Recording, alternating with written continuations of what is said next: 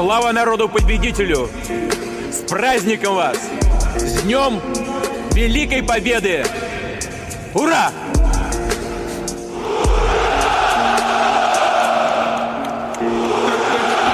Считать потери, суммы нули погибают на сцене. Снова один, прогуляюсь без тени, заливая лик, поцелуй на шее.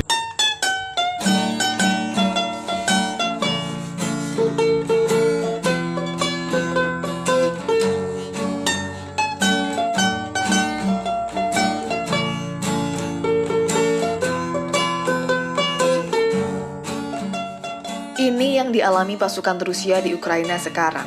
Upaya merebut Kiev dalam sepekan gagal total. Lantas, apa yang sebetulnya jadi penghalang strategi kilat Rusia menemui kebuntuan?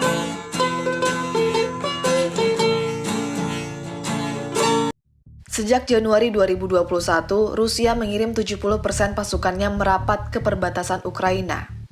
Banyak markas militer dibangun untuk menampung 200.000 pasukan, ribuan kendaraan lapis baja, dan helikopter serbu.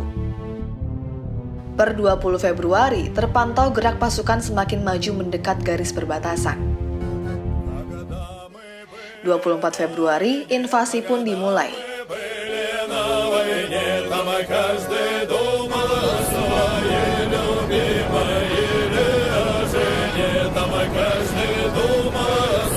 Ini adalah peta gerak laju invasi pasukan Rusia sejak perang dimulai. Kita melihat kemajuan area wilayah Rusia cukup signifikan. Harus diketahui, peta ini amat bias, sebab tak gambarkan kondisi real di lapangan. Faktanya, area gerak pasukan Rusia sebatas menguasai akses jalan, bukan zonasi per wilayah. Area gerak mereka mengarah jalan menuju kota-kota besar yang pada akhirnya bermuara mengepung ibu kota Kiev. Ini adalah pangkalan militer Rusia di Klincy, 50 km dari perbatasan. Terlihat kondisi pangkalan militer Rusia kini sudah kosong. Hal serupa terjadi pada Camp Pogonovo di Voronezh dan Camp Opuk di selatan Crimea. Gambaran satelit ini menandakan Rusia mengerahkan semua pasukannya memasuki teritori Ukraina. Masalahnya, serangan mereka selama sepekan pertama menemui kegagalan. Divisi mekanis Rusia berjalan amat lambat akibat cuaca. Saat ini adalah waktu yang buruk menjalani perang, sebab kondisi tanah amat berlumpur. Penduduk lokal menamakan momok mengerikan bagi pasukan Rusia ini bernama Rasputitsa. Istilah ini mengacu pada kondisi jalan berlumpur yang dihasilkan oleh pencairan salju musim dingin, dikombinasikan cuaca basah dan hujan lebat musim semi. Di media sosial, kita sering melihat banyak kendaraan lapis baja Rusia terjebak lumpur dan ditinggalkan begitu saja oleh tentara mereka. Tank-tank mahal ini kemudian dicuri dengan mudah oleh petani Ukraina.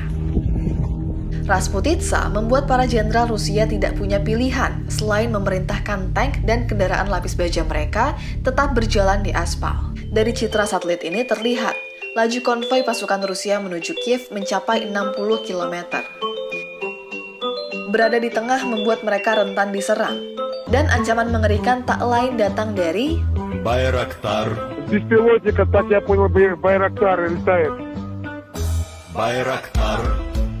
Bayraktar leluasa menghancurkan konvoi Rusia karena tidak adanya superioritas angkatan udara Rusia mengawal barisan konvoi pasukan darat mereka.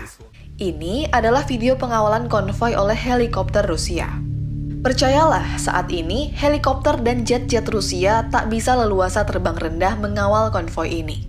Superioritas angkatan udara Rusia kini dipertanyakan. Pada 5 Maret lalu, pernah dalam sehari angkatan udara Rusia kehilangan 9 unit tempur mereka.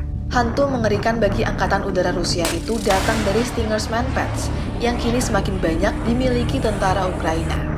Stingers efektif dipakai di pertempuran urban, sebab kru yang mengoperasikannya bisa bergerak bebas bersembunyi di dalam bangunan sembari menargetkan helikopter serta pesawat terbang rendah. Sejak pecah konflik, banyak negara sekutu mengirim ribuan Stingers Manpads untuk Ukraina. Tidak hanya Stingers, Rusia pun mengecam pengiriman senjata anti-tank terbaru seperti NLAW, Panzerfaust 3, dan Javelin dari negara sekutu. Senjata anti-tank inilah yang mengubah jalannya pertempuran di darat. 3 video ini menggambarkan kerumitan kondisi militer Rusia sekarang. Video ini memperlihatkan Rusia yang mulai kekurangan truk logistik. Sampai-sampai kendaraan sipil pun dipakai. Gambar ini memperlihatkan itu. Video ini memperlihatkan pengiriman suplai dan pasukan bantuan. Video ini diambil di titik ini. Tahukah kamu, jarak kota Khabarovsky Krai ke Ukraina mencapai 7.000 km. Butuh waktu seminggu nonstop dengan kereta untuk mencapai Kiev. Dari video ini terlihat Rusia berupaya menambal kekurangan di front Ukraina dengan menambah pasukan tambahan dari Rusia Timur. Video ini diambil di Kovrov, Vladimir Oblast. Tank-tank ini diambil dari Sekolah Militer Unit Mekanis 30616-6.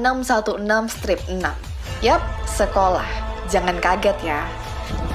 Melihat kompleksnya medan tempur ditambah dengan geopolitik negara luar yang menyokong Ukraina secara senjata, membuat strategi Rusia menguasai Kiev akan dapat perlawanan hebat.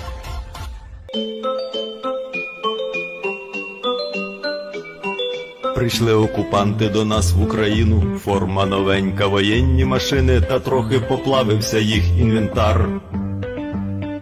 Байрактар.